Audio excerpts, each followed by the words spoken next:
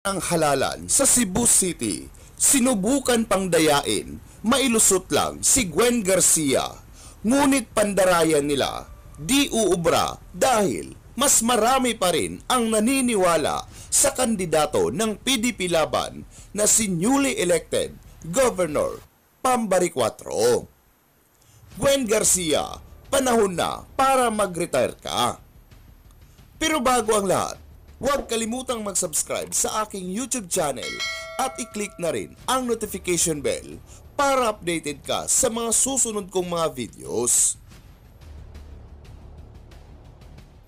Dahil sa pagiging mapagmatsyag ng mga botante sa resulta ng halalan kahapon, ay talaga namang nasaksihan nila kung paano sinubukang dayain ng COMELEC ang resulta ng eleksyon sa Cebu City.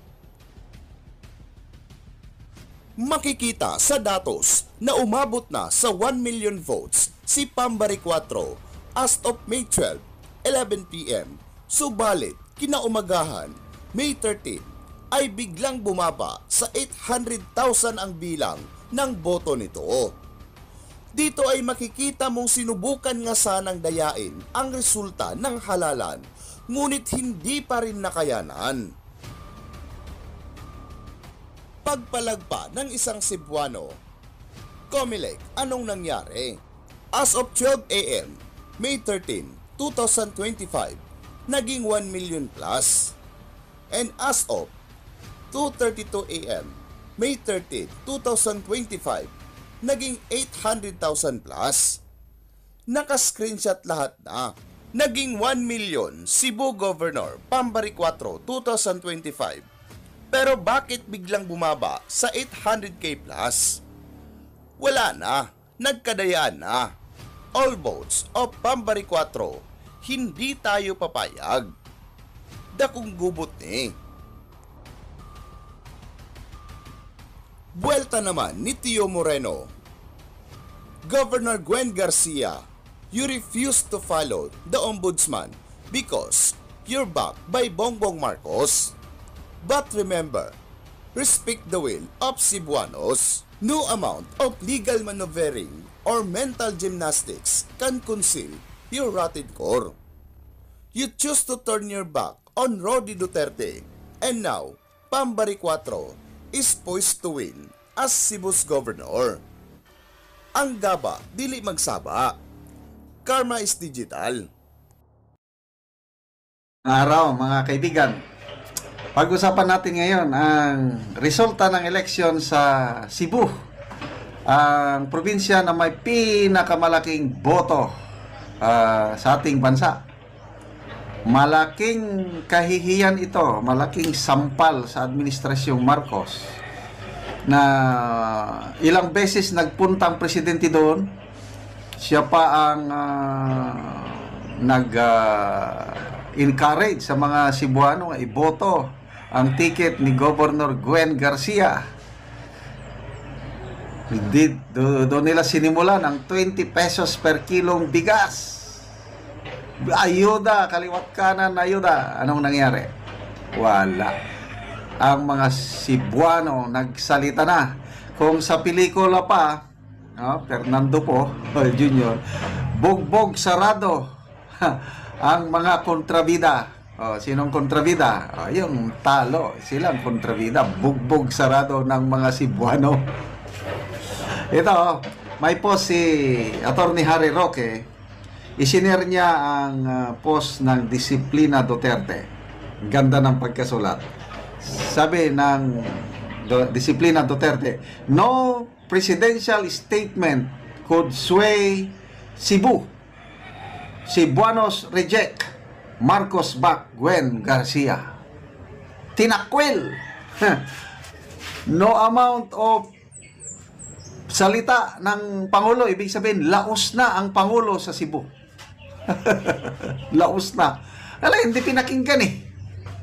Anong silbi mong presidente na hindi ka papakinggan ng nakakarami? Wala na. Papunta na ito yung tinatawag na lame duck president. So basahin ko In a decisive move, the people of Cebu have elected Pam Baricuatro of PDP Laban as their new governor, and setting the long-standing incumbent Gwendolyn Garcia despite her endorsement by President Ferdinand Bongbong Marcos Jr.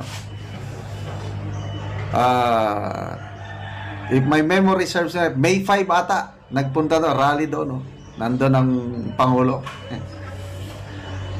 As of May 13, 2025, 12:32 a.m. Philippine time, with 77.44% of election returns tallied, Baricuatro secured 1,023,328 votes, while Garcia garnered 712,641 votes.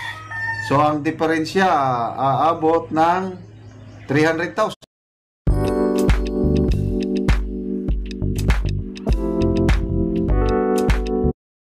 or less.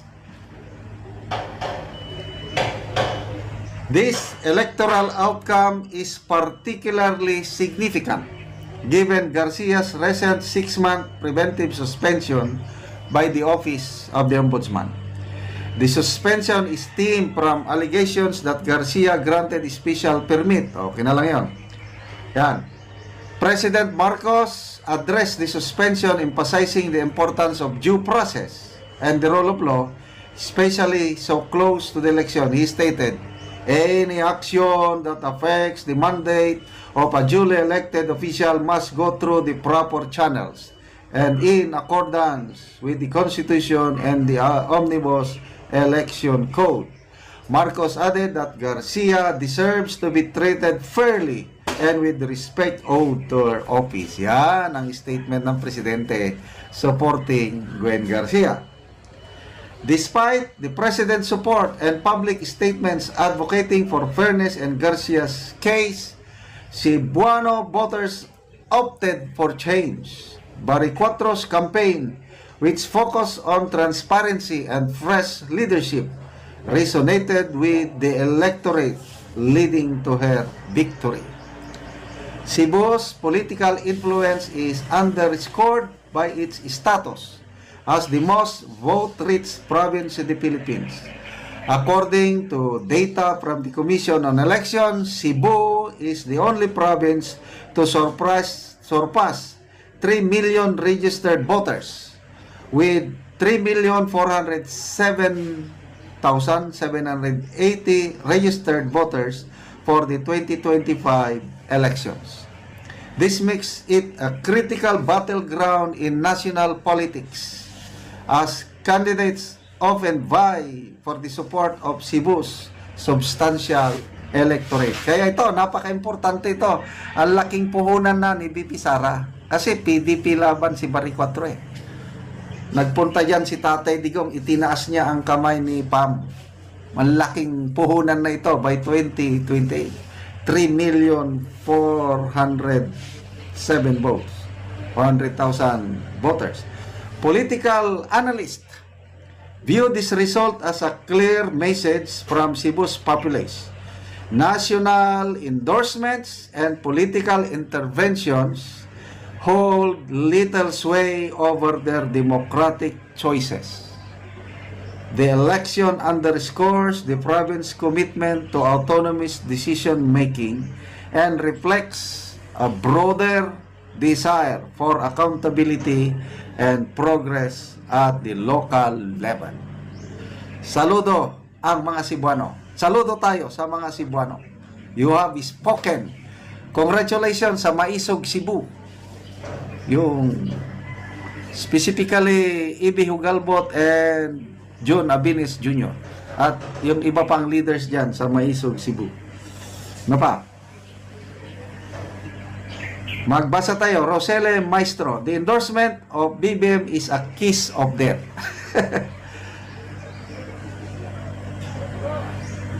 Sabio Farmblog. Singgit pag Toledo, I love you. Pildi ka noon. Kagwen. Cedrex Cruz. Cebuanos, smartest voters. Sana ganyan din sa Batangas. Panalo ata sa Batangas si Vilma Santos. Amelin Dihada, ang mga senatorials dapat nanalo din, attorney. Abo Farid Makasalong, Makarimbang, hindi umobra ang 20 pesos na bigas. Sila rin ang naglolokohan. No, ano nang mangyari sa 20 pesos na bigas ngayon? Trebe as nilab. Sayang, kaso nasobrahan kasi si ma'am. Okay na sana. Juliet Malaya. Gabaan ang wakwak. Congratulations Cebu for voting guwapa, Pam.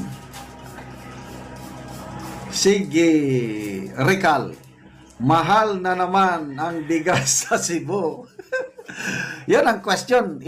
Kasi May 13, pwede nang magbenta. Itutuloy kaya ang pagbenta? Ano sa tingin nyo? Oh. Tapos na kasi ang eleksyon. Impas na. Wala na. Tingnan natin. Anong gagawin nila sa 20 pesos per kilo na bigas? Okay. 19 minutes ago, na-post ni Teo Moreno. Pam Baricuatro is leading so far. So, gubernatorial race, Cebu Province. Number 1, Pam Baricuatro. 77,037 votes. Number 2, Gwendolyn Garcia. 27,938 votes.